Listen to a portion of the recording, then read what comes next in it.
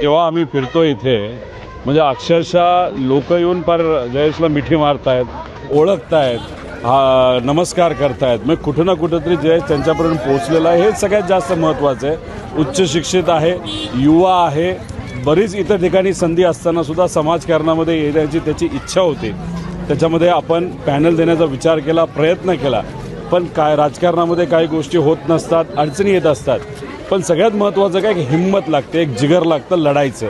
एकटा असला काय तर लढायचं, लोकांच्या हितासाठी काम करायचं. आणि ते जिगर ज्या व्यक्तीमध्ये असतं तोच पुढे जातो. आणि इथं आपण जर बघितलं जयेशमध्ये ते जिगर आणि तो प्रयत्न आणि तो कष्ट करण्याची क्षमता ही दिसते. आणि त्याला प्रतिसाद लोकांकडनं जो मिळतोय तो उत्कृष्ट आहे.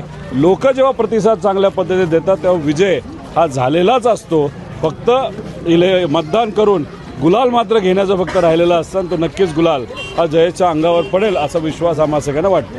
नाही, एक तर ओव्हरऑल आपण बघितलं तर पुणे पिंपरी चिंचवड या भागामध्ये ज्या काही फॅक्टरीज होत्या, IT सेक्टर होतं, प्रॉपर रस्ते हे नसल्यामुळे, ट्रॅफिकचं नियोजन नसल्यामुळे हे खूप मोठी अडचण त्या ठिकाणी निर्माण झाली. त्याच्याचबरोबर काही असे राजकीय लोक आहेत ते त्यांचे कार्यकर्ते त्या कंपनीमध्ये जाऊन धुडगूस घालतात. हे काम आम्हालाच मिळालं पाहिजे, अशाच पद्धतीने असावं. आणि मग ह्या सगळ्या गोष्टी असल्यामुळे कुठंतरी एक नकारात्मक वातावरण या सर्व कंपन्यांमध्ये असल्यामुळे काही कंपन्या बाहेर चाललेल्या आहेत. त्यामुळे नोकरी हा सगळ्यात महत्त्वाचा मुद्दा आहे. त्यामुळे त्याच्याकडे सुद्धा आपल्याला लक्ष द्यावं लागणार आहे. ती भूमिका मांडणं की नाही रस्ते का झाले पाहिजे, ट्रॅफिकचा मुद्दा का सुटला पाहिजे, भाजी मंडईला लोक रस्त्यावर बसतात ते बसण्यापेक्षा एखाद्या ठिकाणी चांगल्या पद्धतीची भाजी मंडी जर आपण केली, तिथं महिलांसाठी स्वच्छतागृह असतील तर एक चांगलं नियोजन तिथं आपल्याला करता येईल. त्याच्याचबरोबर कचऱ्याचं नियोजन, पाण्याचं नियोजन, या भागामध्ये रस्ते अजून करणं बाकी आहे.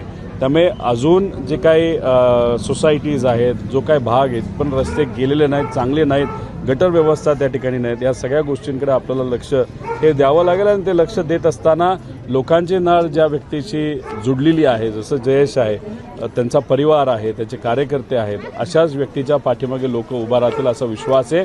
आणि मग जयसुद्धा उच्च शिक्षित असल्यामुळे नक्कीच हे मुद्दे महानगरपालिकेमध्ये तो मांडेल. त्या मांडायची संधी तर लोक देतील असा आम्हाला विश्वास आहे. मांडेल आणि विषयसुद्धा सुटतील असं आम्हा सगळ्यांना त्या ठिकाणी वाटतं. आणि मी लोकांना एवढंच सांगेल की पलीकडच्या बाजूला पैशाचा वापर हा अमाप होणार नाही. पैसे मिळतील, लोक फक्त इलेक्शनपुरतं येतील, पण इलेक्शन झाल्यानंतर पिण्याचं पाणी, स्वच्छतेचं नियोजन, कचऱ्याचं नियोजन, इतरही जे महत्त्वाचे विषय आहेत, कुठंतरी आपल्याला सामूहिक लाईट लागते. नाहीतर कधीकधी आपल्याला जेव्हा काही धार्मिक कार्यक्रम असतात, काही सामाजिक कार्यक्रम असतात, तेव्हा तिथं जे नियोजन महानगरपालिकेकडनं करायचे तेव्हा मात्र जे लोक पैसे देतात ते असं म्हणतील की पैसे दिले विषय संपला.